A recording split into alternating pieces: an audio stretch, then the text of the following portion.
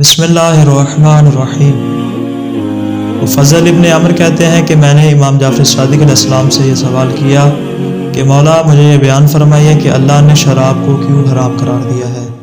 तो इमाम अलैहिस्सलाम ने फज़ल के जवाब में इरशाद फरमाया, इसलिए कि अल्लाह ने शराब और इस तरह नशावर चीज़ों को हराम करार दिया है, इसलिए कि जो शख्स ये चीज़ें पीता है गोया कि वो उसका आदी हो जाता है।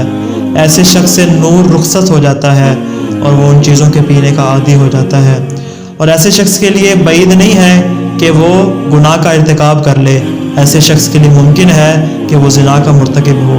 इसी तरह इमाम ने इरशाद फरमाया कि जब वो शराब के नशे में चूर होता है तो उसके लिए मुमकिन है कि वो अपने महारिम पर हमला कर दे, अपने महरमों पर हमला कर दे। तो लिहाजा अल्लाह ने इस बिना पर शराब को हराम करार दिया है।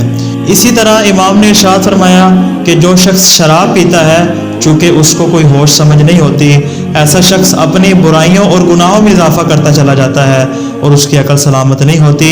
इसलिए इन तमाम खराबियों की वजह से अल्लाह ने यह हुक्म दिया है कि शराब पीना हराम है। इन तमाम खराबियों की वजह से अल्लाह ने यह हुक्म दिया है कि शराब पीना हराम है।